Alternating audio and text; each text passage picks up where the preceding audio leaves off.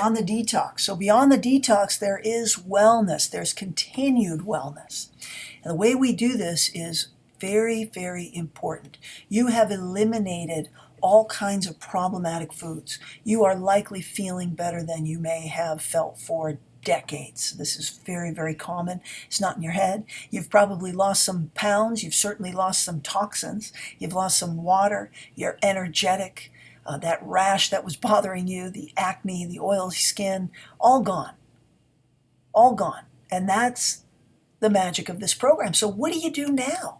Well, now we're going to start the reintroduction. Now, we're not going to reintroduce all those processed foods and energy drinks and artificial sweeteners that you were eating.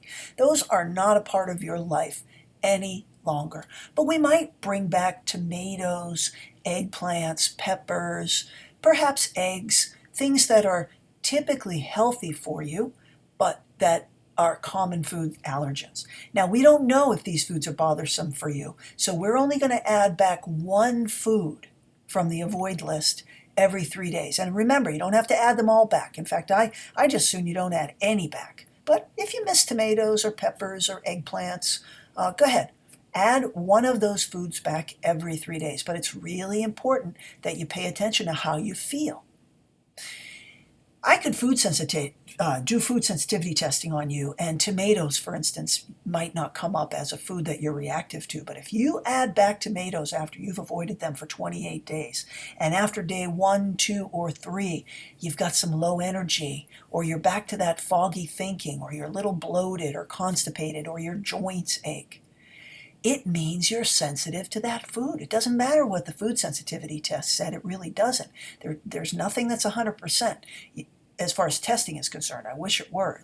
It's a little tricky. It's often helpful, but it's a little tricky. Do not ever, ever, ever explain away the symptoms that return after you have added back a food. Don't do it. Don't do it.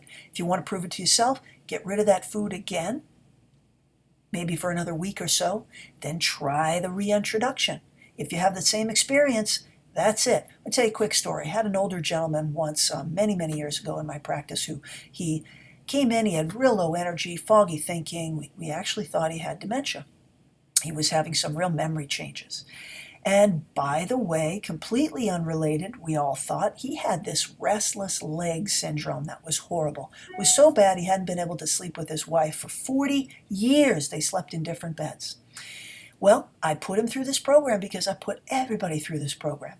And in 28 days, we sat together and he said, Doc, not only is my memory amazing, like it always was, but so many things improved, the most surprising of which is I no longer have restless leg syndrome. After 2 weeks, I was able to sleep with my wife. And it's been life-changing. We can't believe it. What do you think it was? Well, I told him I wasn't sure that we'd have to go through this process of reintroduction. I asked him what he missed the most, and he said tomatoes. He said, in fact, I didn't tell you this because I didn't want to make excuses, but I grew tomatoes. I grow them, actually, even still, but I'm a little nervous about adding them back. He grew every kind of tomato imaginable, and it had been his hobby for many, many years, so he was eating tomatoes every day. In fact, he pretty much ate tomatoes with every meal. It was incredibly difficult for him to get rid of these tomatoes. But his option was to be diagnosed with dementia and to potentially have to take damaging medications. And so at this particular point, he doesn't care what it is that was causing these problems. He's never going back to it. So first food we added back was tomatoes. And guess what? For him, it was really quick. After that first day, he was achy. After the second day, he had some irritability, some foggy thinking. By the third day, full on restless legs. So there you go.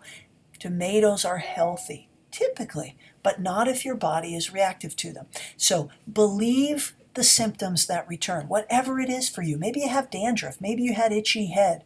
Maybe you had these funny little spots, these little rashes, these little raised areas. It can be in a tiny little area somewhere.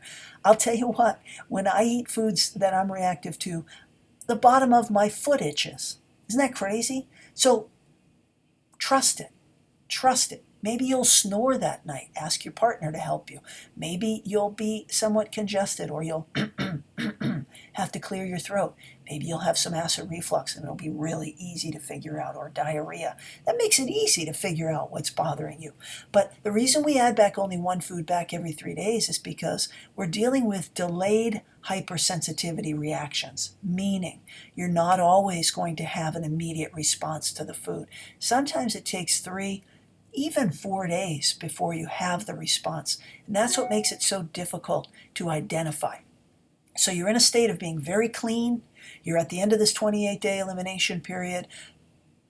To reap the full benefit of your effort, pay really close attention to how you feel and what returns for symptoms when you reintroduce these foods. Once you've achieved your wellness goals, don't add back fake foods or fake sugars like Splenda and Sweet and Low and Equal and all this garbage. Don't add back fake fats or enriched products, pastas, bread. Don't bring back the caffeine and the gluten and corn and soy and processed foods. Stay organic. Eat within 30 minutes of waking up. Always eat at least 30 minutes before exercising. And eat within an hour of finishing exercising. So that 30 minutes before exercising, it's not a big meal. Yeah, maybe it's a 1-scoop shake. Maybe it's a handful of nuts with a big old glass of water. But you definitely want to have your post-workout shake, as we've talked about. Continue eating 3 meals a day. That shake in the morning is considered a meal. You don't have to have 2 snacks a day, but limit it to 2 snacks a day. Choose those foods very, very wisely. And when we go through these holidays that everybody dreads from a diet perspective, just look ahead, plan ahead, plan on these good, healthy, seasonally appropriate foods. Look, I made ketogenic, gluten-free stuffing for Thanksgiving last year, and it was amazing. It was amazing. It was nut flours, almond flours, coconut flours. It was so rich. It was fabulous. Plan ahead. Find those recipes ahead of time. The other thing that you want to do after you finish that 28-day detox program is allow yourself a free eating window a couple of times a month. Eat anything you want. Anything you want. Okay? This is going to be very, very helpful. So, if you're eating coconut milk ice cream because you stayed off dairy, which I fully recommend you do, but you're only allowing yourself this coconut milk ice cream occasionally because you have calculated your basal metabolic rate and you want to maintain this good, healthy weight, go ahead and indulge a little bit more during this 3-hour block. Eat a little bit more. Enjoy yourself. Eat a few things that you might not allow yourself on a regular basis. You can follow this up the next day with a really intense strength training workout. If you do this, you're actually going to gain more muscle because you're tricking the body. You're giving it a whole bunch of extra calories. You're giving it things that it doesn't normally get, and then you're working out really hard that next morning. Your body's going to stay sensitive. You're eating within that 8 hours during the day, so you get intermittent fasting, and then you get this real intense strength training or intense workout. Unbelievable. Really unbelievable. So the way that you do this free eating window is you first eat your fibrous carbohydrates, so your salads, for instance, or snack on veggies, raw veggies. Then you eat your proteins and fats, and then you'd eat your active carbohydrates, so your high glycemic vegetables or fruits, starches, and desserts, for instance. So if you're going to have a white potato, I'll tell you what, if I'm splurging, I'm not going to eat that donut that she wants to eat because I would feel horrible after. But I'm dying for a white potato because I only allow myself that white potato twice a month. So first I'm going to eat my salad, and then I'm going to eat my steak. Maybe I'm going to have a free-range steak, or I'm going to have something that I don't always allow myself for protein. Then I'm going to eat my good healthy fats, with my protein. But then I'm going to eat my potato.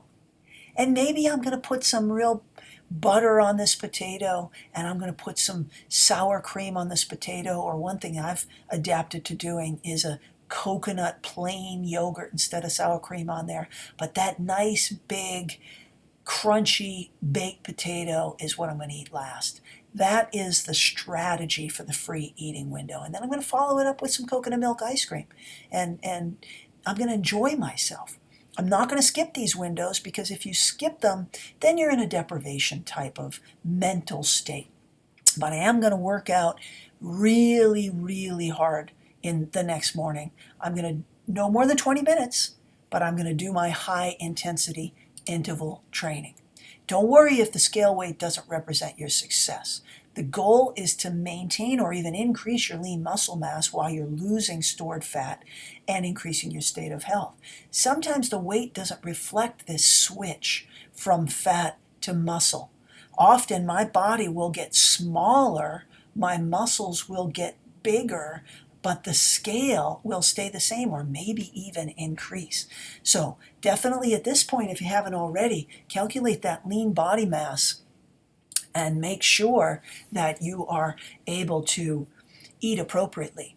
So we've gone through the pains of giving you this slide here, which shows you how to calculate your body mass. This is also in your guidebook.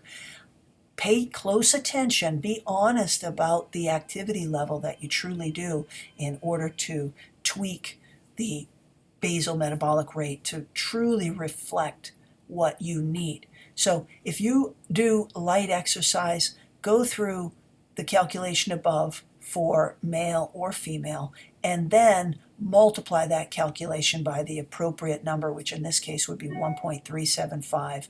And if you live at that calorie amount, then you should maintain your weight. If you want to lose fat, then you would, again, follow the workout prescription, follow the eating prescription that we've been talking about and that you've been doing for the last 28 days, but deprive your body of some calories. We've provided you with specific food plans for 1200 to 14, 16 to 18, and 2,000 to 2,200 calorie ranges. So you can go into the program here and find that particular food plan and just stick with it. It's not that tough. It'll tell you how many servings of proteins, fats, vegetables to have. It'll give you specifically the types of foods to eat so that you can either maintain, build muscle, or lose fat. Make sure that you refer to the guidebook for a post-detox grocery list. So this is really important. This is important for the rest of your life. Also, follow the recipes. Don't change a thing if you're happy with how you feel. I think it's important to realize that you've just gone through a very powerful process of connecting you to your food, to how you feel when you eat certain foods, and to what you really can accomplish. So I commend you, congratulations, and I wish you wellness for life.